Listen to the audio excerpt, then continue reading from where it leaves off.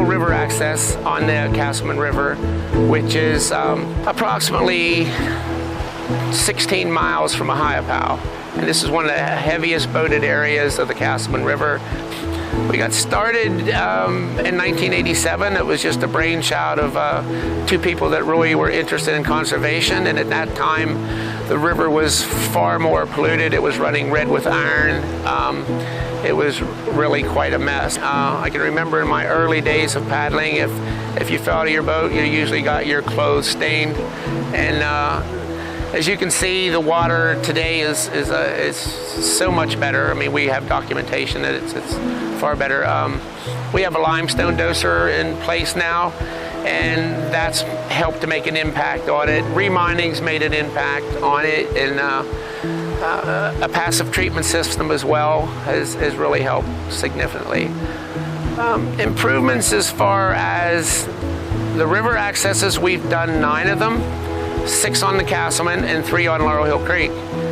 Before we built the Fort Hill access, parking was only available on the roadway, and I know the neighbors up here complained a little bit because people were changing clothes on the road and behind doors and so on, and pretty well had the roadway blocked.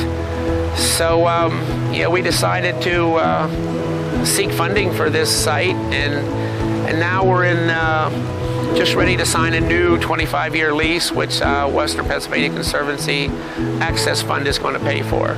So we're really pleased about that. We'll be able to keep this open for the public for a long time to come.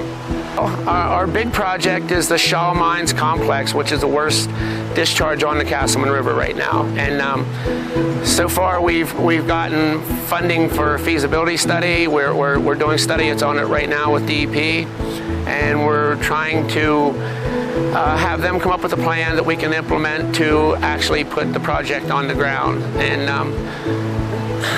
that will be, our biggest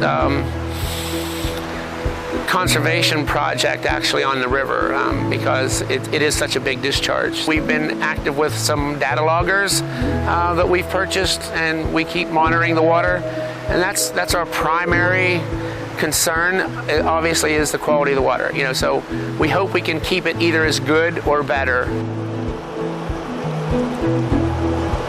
We're at the Rockwood River access here, Robert's Landing, and this was actually the first access that we completed, one of our 9 river accesses.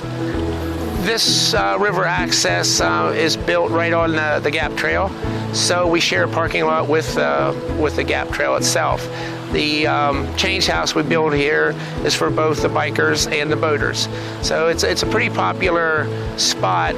It's on the center of the trail for the county, and I believe it's pretty much halfway between the total distance of the Gap Trail too. So it's used quite a bit. I guess what's so special about the Casselman is it's so scenic. The section from Markleton to Confluence is just absolutely gorgeous. There's very few buildings of any kind along the way. A lot of it goes through coastal lumber property, so the water quality is high now. The fishing is good. The bass fishing especially is really good. It's a perfect boating scenario for people because there are several sections that are Class 2, and there's the section we're at now, which is Class 3, brings all the whitewater boaters in. The proximity to Ohiopyle and the Laurel Highlands bring visitors here all the time. It's just a beautiful river, and people that see it for the first time are amazed at how pretty it is more than anything.